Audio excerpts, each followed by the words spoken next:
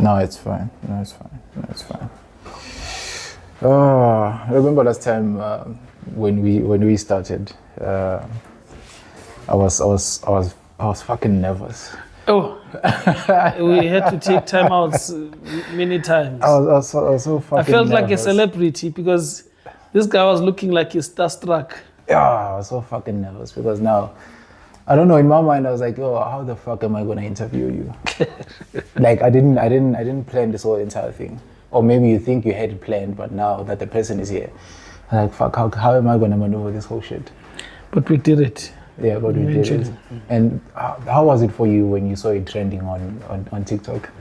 Hey man, for me, I didn't even know we were gonna take it that far. For me, it was, you know, when the clouds are full, they want to empty themselves. So more than anything, it was more like therapy, because it was like me discussing my deepest frustrations, also discussing my life experiences, and also having an opportunity to share my everyday thoughts, you know, Makes sense. under camera, you know, so for the fact that it far transcended our immediate space and time, and it went to be, you know, to the ears of other people and got the attention of others. Yeah. It was an extended grace, and it was a privilege to share my thoughts. Yeah. Funny how small things turn out to be big given enough time.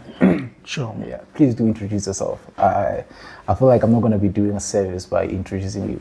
Please do introduce yourself. The name is Bayanda Radebe. I'll pay it enough. Like I know in Ratanda, I don't know if whether to say infamously known as Pastor Bay. Yeah, that's how they call me, Pastor Bay. Yeah. Bayanda Radebe. Yeah. Commander. Yeah. No, that's nice. So I think this is our second official episode, like full episode, because last time we had an engagement, it was under Imo, I remember. But this is our second official episode, compared to the one that we did last time around. Now, welcome back. We formally welcome you back to Talks with Kells podcast. I even forgot the name of the podcast. Crazy. Talks with Kells podcast. You're currently #1 podcast at Ratanda, hoping it grows and reaches the levels of our Sizwe Washington. But hopefully we'll get there in time.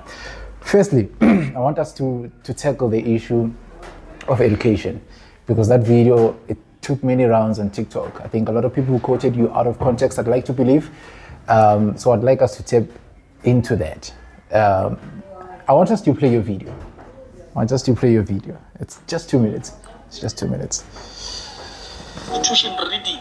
Yeah. And So, the things okay, that you are I'll start it. The system, esizalelwe kuyo, uthuvela, it is already predetermined that you must spend over 24 years of your life in an institution reading. And the things that you are reading are things, the standard is that we measure your intellect on the basis of how good you were able to memorize in school. That's why you find most of the dumbest people in life are the people who are holding degrees and diplomas. Why? Because they can't think outside of the confines of something they learned in the institution. Yeah, so they have to tell you how to label a low caste. So we are Puma when the school after 24 years, label it in debt.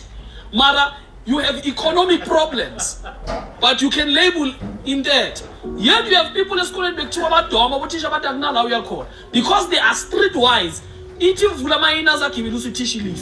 Why? Because the education system we have, even Yona, is flawed. You go just close as here, in Indian town. Money circulates among these people several times. One owns a clothing shop here in the Indian town, and they are loyal to their culture. They are loyal to them, just like the Chinese. A Chinese person can find you having a product it is, and then someone China on a product it is. Will never come back to you because it's a violation of their own culture. uthola ukuthi wena i-cheaper kuwe kulo more expensive, they're prepared to buy from a Chinese person because they understand the importance of keeping the economy within your people. So money circulates among themselves. Tina, the only money like circulator code. Kusetshwaleni, mayisuka kashabalala iya spill. Mayisuka ngaliya ipu. Mayisuka ngaliya. It circulates there only. But it's a critical. It's a serious one. Sure. Are you sad? I'm sad. Everyone is sad. So when you're saying that the dumbest people, that statement I think it got to a lot of people. When you say the dumbest people are the one who are holding degrees and diplomas, like, what's your context to that? Yeah, thank you. It really made the rounds, that video, and it struck a lot of nerves. It's very necessary that we as Black people, when we have an engagement, we become very cordial and civil towards each other. And that's why one of the things I've learned in my journey is that I would rather lose a debate than to lose a brother or a sister.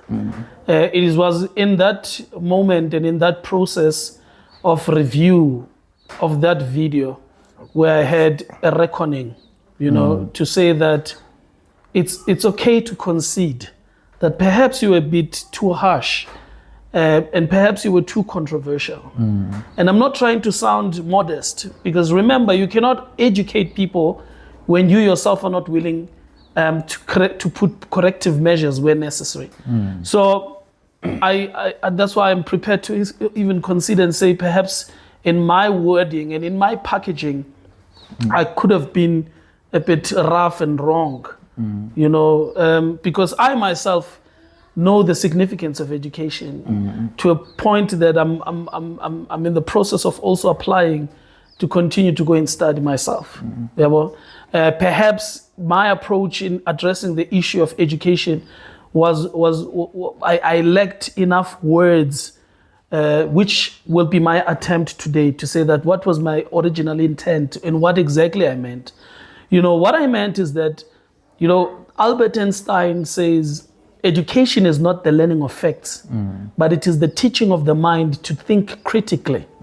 So if the kind of education that you receive causes you to be narrow-minded, causes you to think within a box, that you can't reason or see life outside of the confines of what you were taught in an institution, then we are safe to say that perhaps you were not fully educated, but maybe you were indoctrinated with whatever that you were taught. And, the significance of education and what I've learned is that we were given a Eurocentric education system. A Eurocentric education system is one that talks about other cultures apart from our own culture. And what I lacked perhaps in our previous episode is the ability to, agitate our people towards a more Black, radical, conscious education system, which is an Afrocentric kind of education system. What is an Afrocentric education system? It is the kind of education that talks about our ethnicity, our creed, our pride, our image as Black people. You understand? Because we have been taught to celebrate every other culture, and we have been taught to adopt all manner of styles of living other than our own, And the biggest problem is modernity. We are so modernized to a point that we're completely detached from our true identity, and perhaps that is what I needed to articulate properly. But okay, how would we, for anybody who doesn't have any idea like myself, how would we incorporate the idea of implementing the Afrocentric education in our modern school systems? The first thing that needs to happen is that we need to acknowledge that we have a colonized education system. And what it does, the type of education system that we have, is produce professional slaves. And what I mean by that, by the education system producing professional slaves, is that we have currently a lot of graduates that are sitting with diplomas and degrees. They are not prepared to do anything because they claim that they are educated. Now, they see somebody that is hassling or street vendors trying to make some means of livelihoods, and they think it's an insult to themselves as educated individuals for them to go, even owning a degree or diploma, for them to do anything menial or anything that is outside of the profession that they went to go study for. And it's a problem. Why? Because within this education system that we have, we were never taught group economics. We were never taught literacy. What do I mean financial literacy? What do I mean by group economics? Every other race, they have their means of economy. You go to different races, they have their, the type of economy that they specialize on. That's why you find even with the kind of education system that we have in the country, it's still easy for other races to come into our country and exploit us in our own homeland. Today we have a problem of foreign nationals that have been that have taken over our Spaza shop industry. What happened? Because these people came close to 15 years ago, but prior 15 years ago, we've had our own people running Spaza shops, but that industry collapsed. What happened? How was it easy for people to capitalize on that industry and exploit that industry and take over our local Spaza shops? You understand? It talks to the kind of education system that we have, because when these people came in, they saw a vacant opportunity. They saw a space that they could come in and exercise group economics. And what do? They stock in bulk, and then and they are able to sell their products and their merchandise at a cheaper price. Never mind the fact that they have been selling us rotten food. Never mind the fact that of recent we are discovering that some of the products they are selling is killing our children.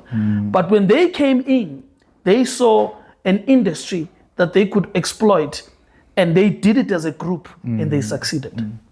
So do you think that to a point where you've explained it to black people, do you think that the concept is that we do not believe in our own self, or rather we're too proud to actually open a tuck shop and say, I can actually run this thing? We're too good enough to open tuck shops. Do you think that could be the concept? Not necessarily, my brother. That's why the subject in the discussion of education is so important, because our problems are systematic. We as black people have become psychologically castrated. I normally say that we are an experiment that went right. Okay. The apartheid system was vicious and very brutal towards black people in South Africa pre-1994. It was a system of oppression that was physical, and everything was happening in a direct. It was clear that the lines were clear; they were not blurry. There were places that black people could not come to. There were spaces that black people could not participate in the economy. The segregation was very clear. But today, the oppression of a black man is subliminal. How is it subliminal? It is a systematic oppression. That's why we call it neoliberal. It's neoliberal. It's neocolonialism. The education system on its own is the biggest, is at the center of everything that we are talking about. So what do I mean by that? We need to go back to the basics. I love what Dr. Umar Johnson says. He says, the formidable years of conditioning is from birth to 12. you know, and we have given up the precious years of our children over to the system.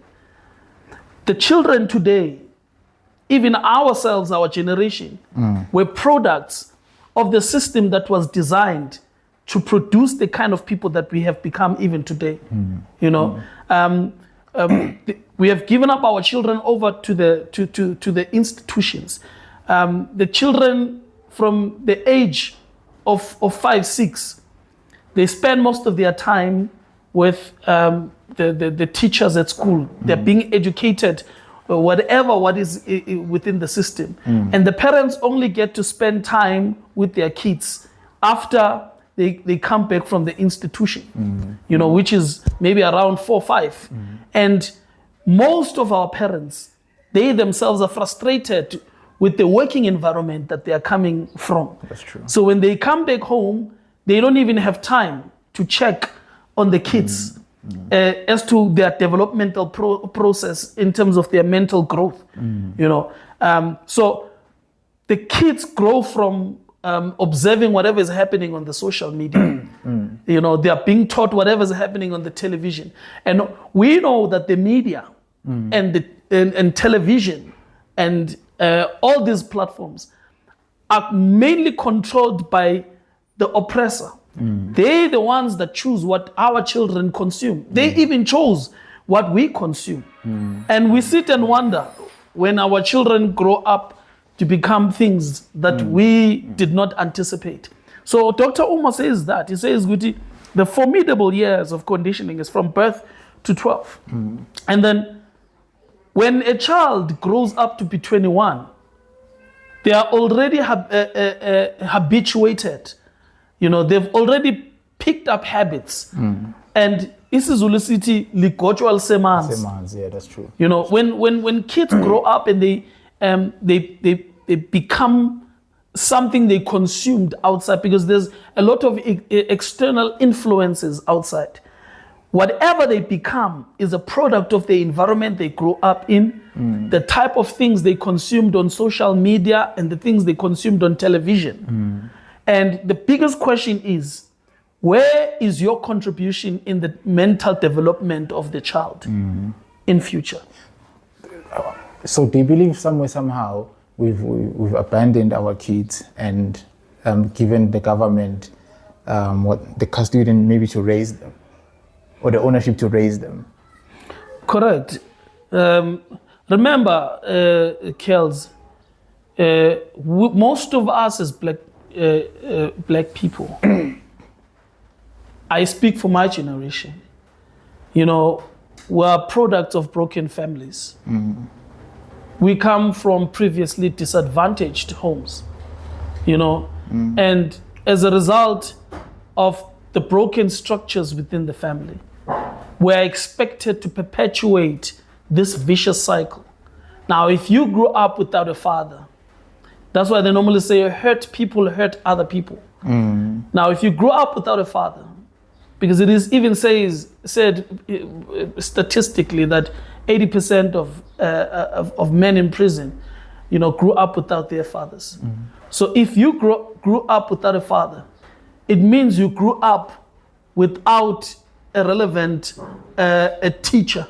You grew up without a relevant coach, because the role of a father is to first become your teacher, and then he becomes your coach. And then ultimately when you grew up and have developed a sense in your mind, he grows up to become your friend. Now, if this person has been missing in your life, you know, every other thing you find in the street becomes your confidant. That's true. So we are products of broken families. Mothers have had kids with different fathers, and they have to fend. These fathers have never stepped up. All of them are not stepping up to their own responsibilities. The mother does not have time to think about the mental and emotional needs of the child. Their primary responsibility and focus is for the child to find food and to be able to fend for the kids. And this area of spirituality, of emotional balance and stability is neglected. And these are the things that affect us as black people on the long run. Sure.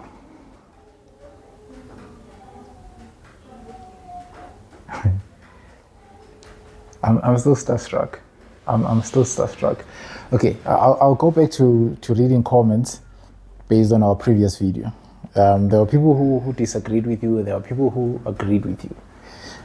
So I'll read Mishak Beans, I think. So the guy says, I agree to disagree with you, my guy. Streetwise alone doesn't guarantee sustainability of success, though academic doesn't too. Thus, we need both. So he's saying one narrative cannot be an assurance of being successful. So you need to balance between the two. So if you have both, then which means your arsenal is well equipped. But if you have only one, then somehow you are, I don't know, you don't have enough balance to actually face the world and be successful. No, I agree. Look, when we talked about being streetwise, it talks to survival more than anything. You know, to say that when you have tried it all according to the book, when you have ticked all the boxes, when you have crossed all the T's and have dotted all your I's, and nothing gives in. Yeah. You've got to find a way to survive in the streets, you know? And that's what we were talking about when we talked about being streetwise. And the nature, historically, of what brought us where we are as African people is because we were exploited so much of our mineral resources.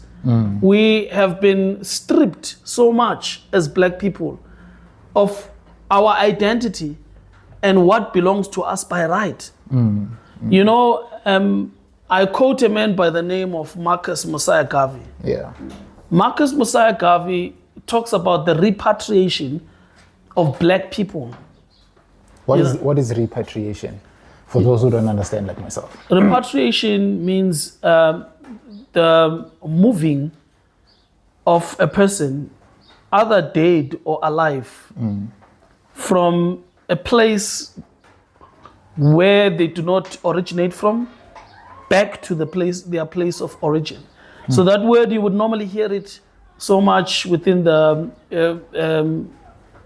funeral industry, that when a person dies here in South Africa and they originally come from Zimbabwe, they talk about repatriation of their body back to their homeland. Makes sense. So that is repatriation. So what Marcus Garvey was talking about, because Marcus Garvey was one of the most eccentric, and he was originally a Jamaican. And then he went to America. He was the first black man to own a very big ship. It was a commercial ship where, you know, he made a lot of money through that, and he used all those resources to drive the agenda of black consciousness, you know, and it is trying to decolonize the mind of an African person. So the agenda of decolonization and the agenda of repatriation, he was driving an agenda of repatriating all black professionals back to Africa, because he believed now that in the diaspora during the slave trade, a lot of black people found themselves in America before its independence and before it got liberated. So a lot of black people started building themselves in this foreign country. So the agenda of repatriating black people was that let professional doctors go back to Africa, let professional lawyers go back to Africa, let professional engineers go back to Africa, so that these people with their respective professionalism and knowledge could revive and restore Africa to its former glory. So that was the agenda of repatriation. Can I interrupt you a bit? Yes, please. Because now, since you've made that reference, I think it's closer to the idea of which once you are well established as a person, there's a concept that says move away from Ekasi. I think it's closer to that now. If you're well established, you're well educated, you go to America and live there and spend your fortunes that side. But while we are suffering this side, the concept again comes in grassroots level. You'd say most great. Suga Ekasi in like a suburb, but Ekasi it's still in a dysfunctional state. I think it's closer to that. I don't know. You might correct me if I'm wrong. It's actually quite the opposite of that. It's a direct opposite of that, because what Marcus Mosiah Garvey is saying, it says when you are a black professional in America, with your acquired knowledge through the small privileges you found in that country, the country that originally you found yourself in to become a slave and work in the plantation. That was your primary purpose, for you to go there and be used as an instrument to generate comfort for a white man. But now that America has been transformed and you have the privileges of an ordinary American to gain yourself some level of education and profession, go from that comfort, go to the slums of Africa, where in Ethiopia, where people are dying because of sicknesses, because of your Ebolas, because of pneumonias. As a doctor, live that comfort. So what he was saying, Marcus Garvey, to that profession that you are having, attach purpose to it. Do not just become an engineer just because you were taught, to do a road. But recognize first that in Africa, there are dusty roads that need you to come in. Attach purpose so that one day you can mark your name in the annals of history, and said through your profession, you attached purpose to it as an African man, to say it was like a calling. So that is the idea he was driving, to say that do not just be an educated black man. Don't go to school for the sake of going to school. Attach purpose to the fact that you are going to school. Recognize that whatever you're going to learn, it is going to align to a certain ideology that you as a black person, you understand that you were called to liberate your own family. Don't go and study so that you can come back and be celebrated in the family as the only one who's educated, such that meetings do not start in the family unless you come. You enjoy that in the family, you are the only one who's driving a car, and then we must call you a successful person. You are not truly successful as a black man, and as long as we define success by individual material gain. True success as a black person is when you have empowered other black people to become millionaires like yourself, so that one day when you fall, you have some people to fall back on. That is true definition of success. When we are able to define success through a collective progress. So that definition of success, and this is quite interesting, is it a blanket approach? You speak for every black person? Because I think there are people who'd stand in line and say, well, that's not my definition of success. I don't define success in that way as a black person. When you study Sun Tzu, he wrote a book, I still have it. It's called The Art of War. One of the greatest tactics that Sun Tzu teaches on, it says, one of the greatest tactics to prepare for battle is that you must learn your enemy well. We are never going to defeat the enemy of black people unless we recognize the tactics of the enemy of a black man. So, white people, their greatest ploy when they came to Africa, one of their greatest strategy was divide and conquer. They knew that they could not infiltrate us, they could not do anything to us as long as we are united. That is why even today, white supremacy and white monopoly capitalism thrives on black division. That's true.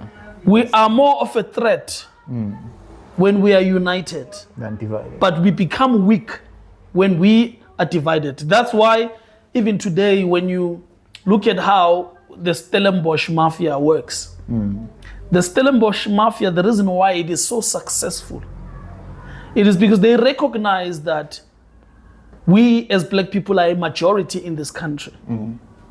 And as a majority in this country, in order for them to continue to maintain the white class and to contain white dominance, they must make sure that they must fragment the black vote. How did they succeed? That's why you find every political party,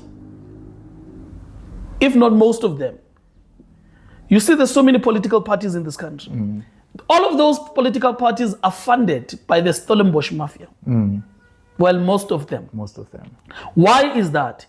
Is that it is to the advantage of white monopoly if there are many different political parties that take up different numbers of black people, so that we don't have a consolidated number. Because once we have a consolidated number of votes, then we are a threat. It means we can now amend the constitution to best suit black people. You understand? So if we become divided through different political parties, it means we become weak. We cannot fully control the country. That is why our biggest mistake post 1994 is that when we were given right to vote, we thought that political freedom is tantamount to economic freedom. We have gained political freedom, but the economy still remains within the minority. Why? Because when we had the opportunity, to transform this country, remember during the Cohesion negotiations, Chris Hani was adamant to participate in the because he already knew that we were negotiating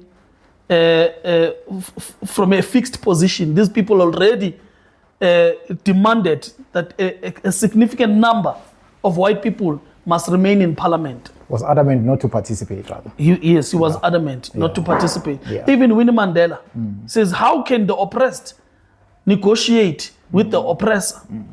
You understand? So that's when there was an introduction of what we call the Sunset Clause. What was the Sunset Clause? The Sunset Clause was an agreement. So the first GNU that existed in South Africa existed under the governance of Nelson Mandela. That was the first GNU where there was, a certain number of white people to be retained in parliament and a certain number of black people to be absorbed. But we understood, because some of us, even as young radicals at the time, were very angry towards Nelson Mandela. We were very aggressive towards the whole idea that, he negotiated with white people. But as you grow older, you come across what we call cognitive dissonance, where now you understand certain things that they should be zenzek.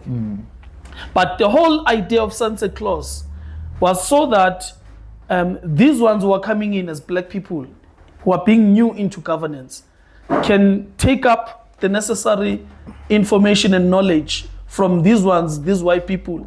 There must be a transfer of power so that we are better ready to govern this country. Must figure the new governance of Thabo Mbeki. So if you don't know today, the biggest sellout in this country is Thabo Mbeki.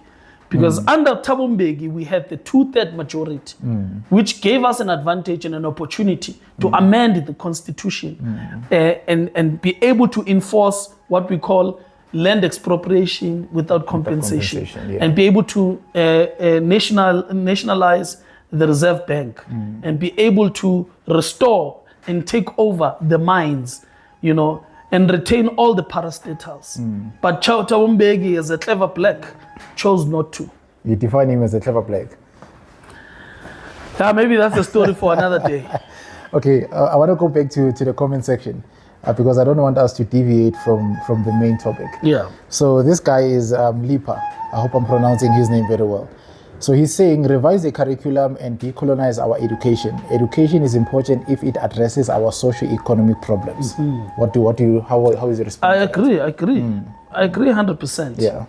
You know, you talked about the blanket approach. Yeah. That things cannot be approached from a blanket approach.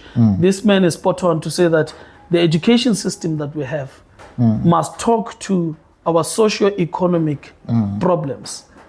You know, Yeah. It can't be general. Yeah. You know, because you see the problem that we have with the previous ministers of education is that they copied the template of an education system that exists and works somewhere in Europe, and they came to implement it as it is this side. Yes. Let me read the last one. So it's cancerous K. Definitely it's cancerous. So he's saying, I hear people rambling about the education system, but they dare not propose their system. Should I read that again? Yeah, say it again. I hear people rambling about the education system, but they dare not propose their system. So I mean, in this context, I think that he's saying that we are rambling about the system, but we do not propose our own. But that's exactly what we mean. But when we talk about an Afrocentric education system, we are proposing an Afro. Perhaps we need to define what is an Afrocentric education system. Yeah, please do define it. I said it earlier, but I will say it again. It's an education system that talks about our ethnicity, about our creed, about our image, about our culture, about us as African people. You understand? Maybe I must bring an idea that is a bit closer. Yeah. You know, you find somebody that goes to school who was academically inclined and they were very good in school.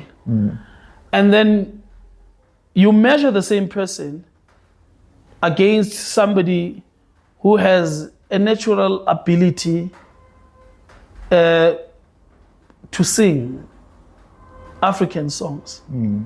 Interesting. That person is not necessarily book smart. Book smart, yeah.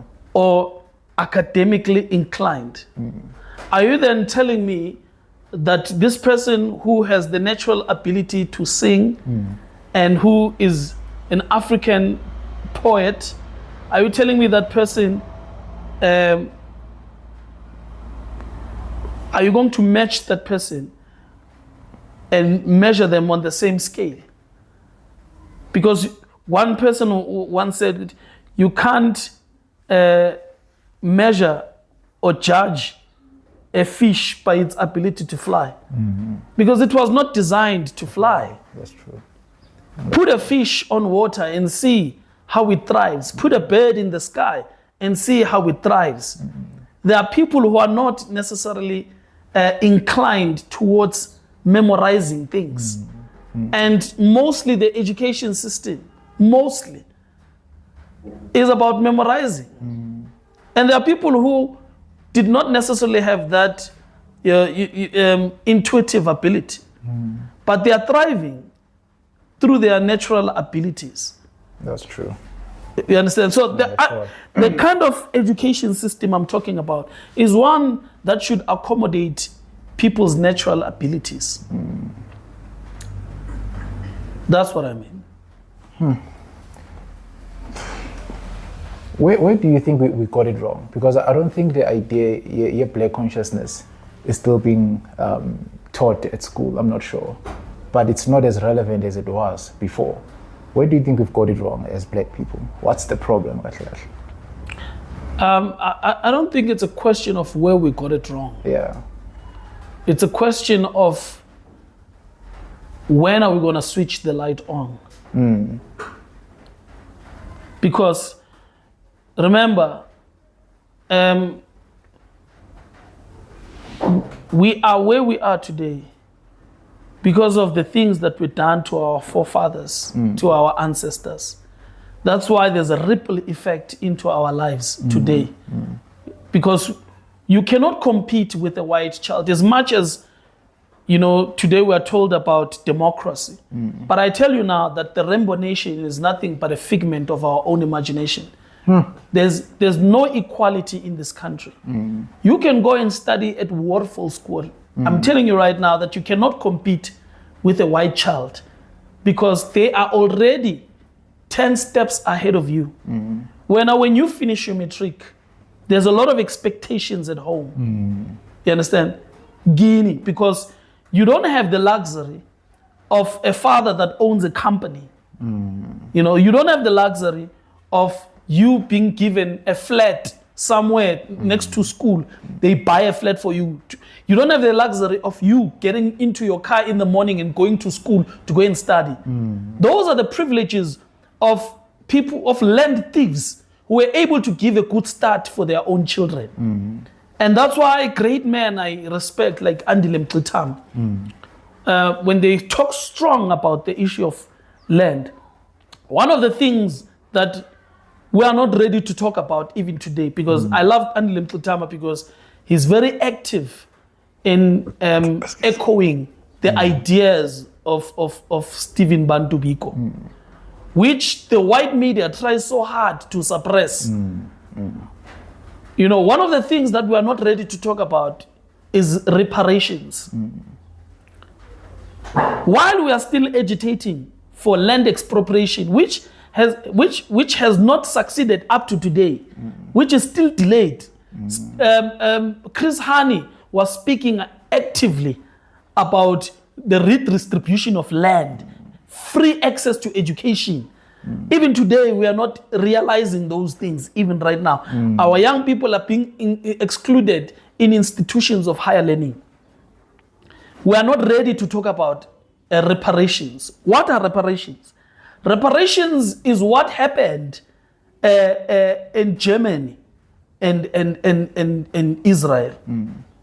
When Hitler killed more than 10 million Jews, when there was a reconciliation of some sort that happened between Germany and Israel, what happened is that Germany had to pay for the Holocaust, for the impact of the Holocaust.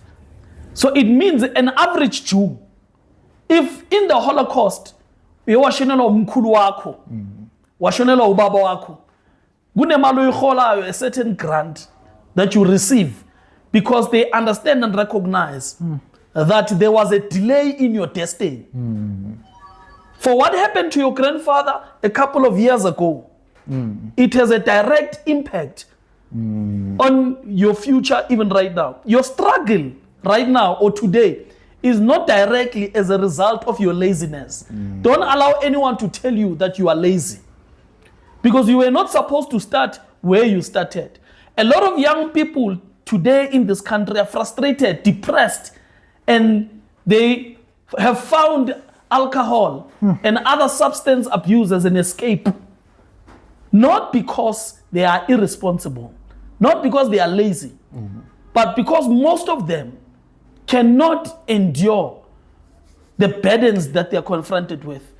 Most black people and young people are doing what they are not passionate about today just because they need to make ends meet at home. Utuqeda isikolo sekunama expectations kuwe ukuthi you must carry your siblings by 4, by 5. Your mother is a single mother. You are pursuing, or you are doing the job that you are doing. You would have preferred to go and study at school so that you can study media and creativity. But you don't have that luxury because you are the eldest in your family. You must go and queue in ShopRite or go and queue and be a merchandiser and do a menial job so that you can put food on the table. And that is depressing for a black person. Very much depressing, that's true.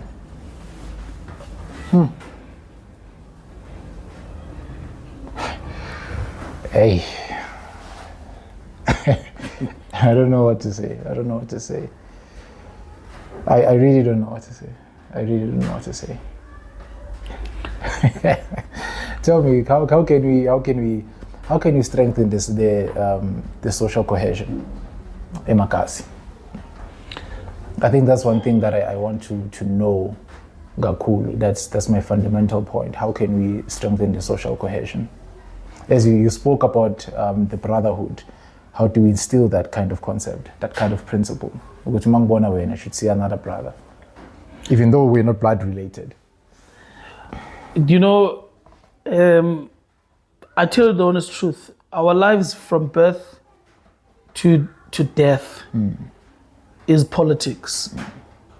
I've had the privilege of being actively involved in a lot of community building programs. And I often wondered, why do they struggle with longevity? You know, I've been in social building groups, you know, with young people, did art, you know, to try and get young people off drugs and all of substance abuse. I've been actively involved in social groups, but they were not sustainable. You know why? Because if they do not receive the necessary support from the relevant stakeholders, from relevant institutions, they are not going to find the light of day. So we need good leaders. We need good leaders within the municipal corridors, within that sports and recreation department, sports, arts and culture department.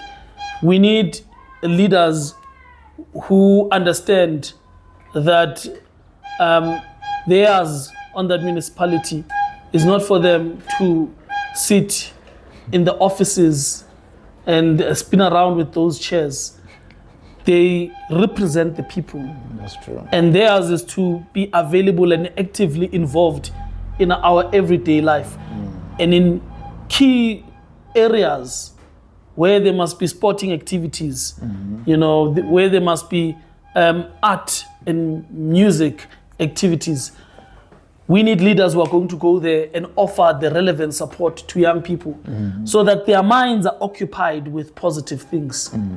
Because it is oftenly said that an idle mind is the devil's workshop. That's true. And young people are sitting around idling. They are sitting in those facilities that were built by the municipality, by the government. But those facilities have become ghost places. You know, they've become centers of substance abuse. You know, they've become also places where criminals hide out. You know, because a lot of criminals, they use those centers as a hiding place. So we need key government leaders to be actively involved in our everyday activities. In your context, how would you define a leader? In your context, a leader is someone that is selfless. A leader is somebody that is patriotic, somebody that is a philanthropist, somebody that would envisage an environment that is safe and free of all social ills for others, because they understand that their children also are going to grow in the same environment. I want to ask you this before Mkhodla. You're going back to school, right? Yes. Let's say, in fact, let me know, let's say, or if, when you attain a degree or a diploma, how do you think you'll be one of the dumbest? No, I think one has preceded the other. No, man. So I'm glad that I could, you know, apply myself to knowledge, you know, outside of the confines of an institution, to a point that I am able to sit with I'm able to sit with a lot of different professionals. I'm able to sit with people who hold degrees and diplomas and PhDs and postulate in their presence, and sometimes hear them ask where I went to school and how far did I get to, because I'm a true testimony to say you can be somebody like me with just a matric certificate, but sound like a serious academic, you know, and maybe it's also hope to another black person who thinks low of himself because they never had the opportunity like me to go to institutions of higher learning. You know, I didn't choose, when I was not lazy. And it gives a practical sense to people who think not everyone on a matric certificate is a lazy thinker or has had an excuse not to go to school. When you sit with me, when you engage with me, irrespective what profession you come from, I will give you a run for your money, because I'm not a product of any institutions. I'm an avid reader. I apply myself to knowledge when it's necessary. Looking back at that episode, looking back at that snippet, particularly, would you take it down right now? If you had the chance? Particularly that snippet where you said the dumbest of people are those that hold the degrees and diplomas. Right now, would you take that snippet down or that entire episode down? No, not at all. I'm grateful that we had that episode because it sparked a conversation. That's true. You know, it would not have given me also an opportunity to think deeper. You know, and I'm saying to you that if you apply yourself well to that episode, you would realize that we were interrogating issues and we were drilling deep to issues. The aim was not, maybe one became heated in a moment. When you say one, refer to yourself. Yeah. Definitely didn't get heated in that moment. So I perhaps got carried away maybe with words, but the intent is still clear to say that the advice is that do not be confined, do not be boxed, you know, think outside of the box, because the problem with a lot of black professionals or a lot of black graduates is that it is embarrassing that for over 10 years, you want somebody to feel sorry that you've had your degree for 10 years and you've never worked anywhere. You know, it's embarrassing. So it's a true testimony to say that how is it that you come across people who have not even gone as far as matric, but they're doing well in life. So you can't use the fact that you have a degree as an excuse for you to languish in poverty. It means your education has done you no good. Instead, your education has become a stumbling block for you not to look for other avenues or other opportunities to succeed in life. Before we close it, what would be your message to the youth and particularly black people? My message to the youth is that I wish, above all things, that we would accept responsibility, that nobody is coming to save us, not even Jesus Christ is not. When Steve Biko said, "Black child, you are on your own," he knew exactly what he was talking about. Nobody is coming to save us. You must accept responsibility for your own life. And you must understand that you were not born for you to exist and be celebrated for how much expensive clothes you are wearing or for the material gains, because all of those things, they will come and go. Money comes and goes. But there's one thing that is very much important while you are still alive, and that is time. And when you have time, make sure that you make that indelible mark while you are still existing, because you will not be remembered for your material acquisition, but you will be remembered for the lives that you have impacted and the lives that you have changed. So make sure. Hey, another question pops up right now. And even from Goivala, what do you think is the case of you being this vocal? Don't you fear for your own life? My brother, I'm responding to my true calling. You know, somebody said that knowledge is the ability to acquire information and assimilate it.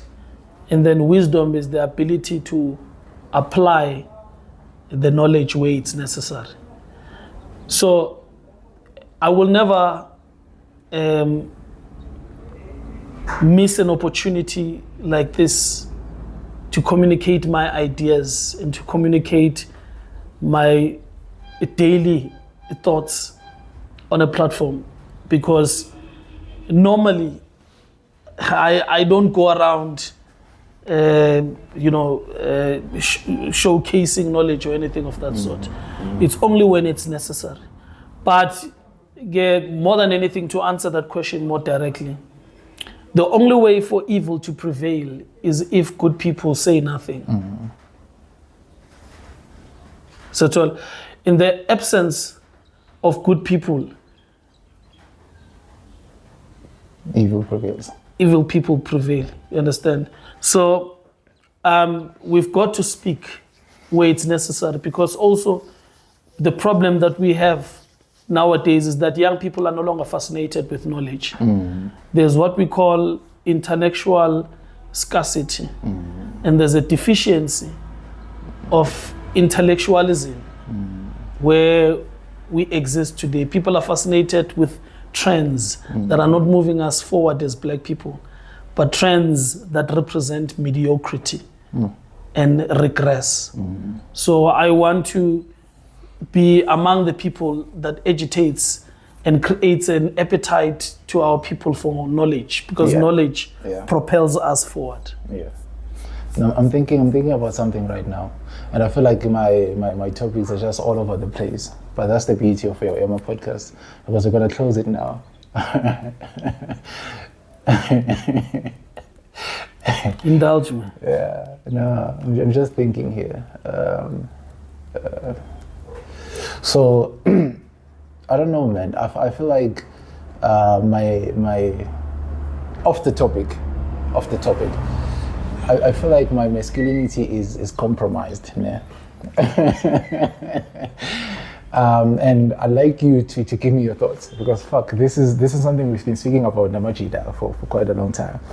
I'm at a time where right now I just wanna shag any woman that I meet, and I don't think it's a good reflective to people who are watching me, because there's always a bunch of people that are watching you, even if you're not aware. But there's some people that are watching you.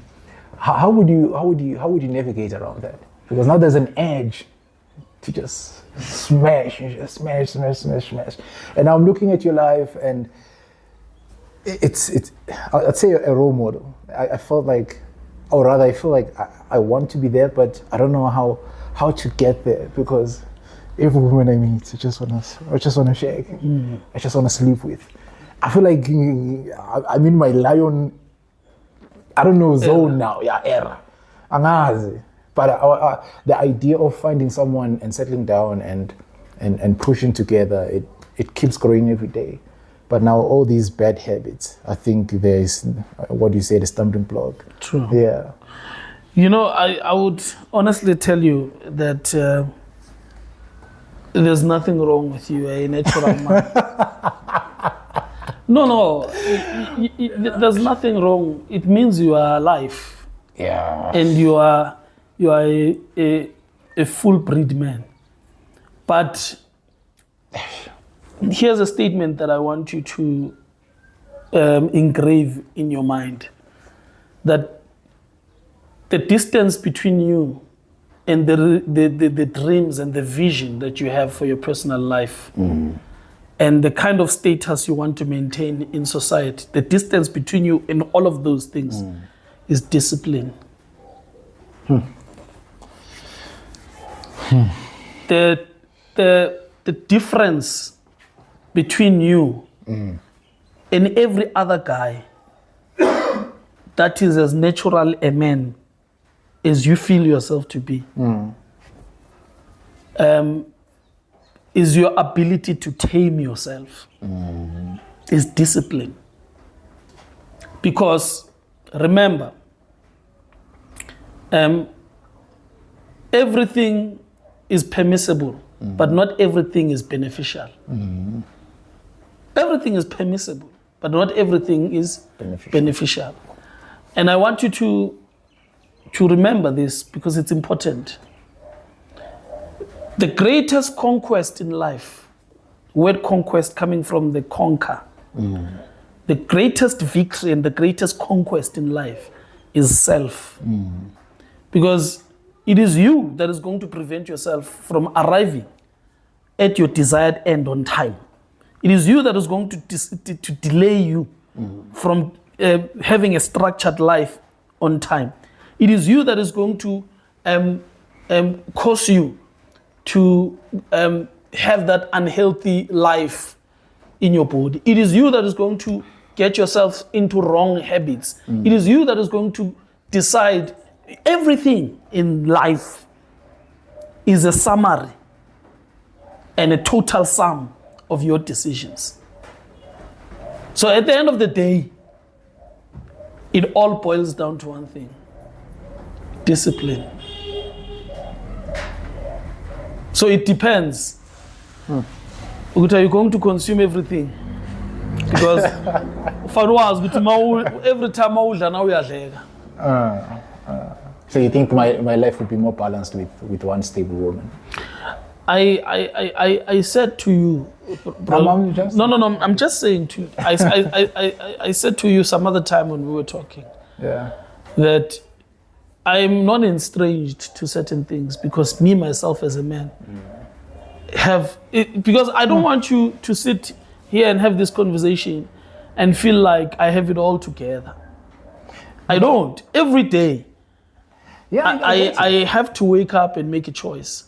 Because for every level you get to in life, there is a devil. For every level, there's a devil.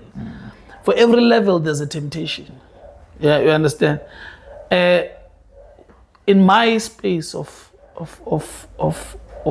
work, in my constituency as a leader, I'm always surrounded by women. And there's a level where you no longer even propose women. They throw themselves. Now, there are three things that I have seen personally that have been consistent with the downfall and the destruction of most progressive men in our discourse as black people. I've seen three things that are common. It is money, women, and power.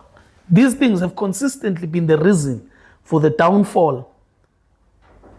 And usually, on their way to the top, these men that have become successful were preoccupied with the thing that was going to make them big and powerful, that they hardly had time to think about women.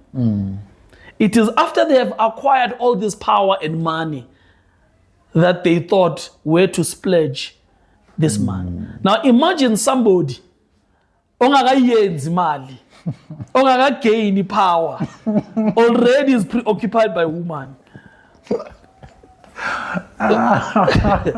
Hey, this one hits home. Hey. No, but I'm being frank to say that if you are preoccupied by the last thing that should preoccupy, it means these things that should be your priority right now, you can already kiss them goodbye, because time is not waiting for you. That's true.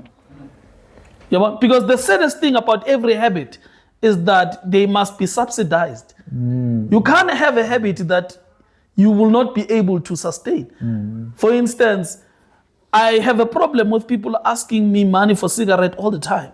To say, mina, ang pay me mara. Mara ufuna imali ebekufana ngabe wena unayo for ukuthi ubheme uyifuna kini mara mina ngibhemi so kufanele ngikunikeze imali yami ukuthi wena upushe eyakhe habit. You understand? So if you take up a habit, make sure you are able to sustain it. Even women, they want money. I think we can close it now. I think we can close it. The only thing that I can say to people watching is that just because the camera cutting doesn't mean that the conversation is ending. We'll compensate when all the cameras are shut down. Now, thank you, my brother. Thank you for joining us. Sure. Most importantly, I thank your time because it's the most precious thing. I really thank you a lot, my brother.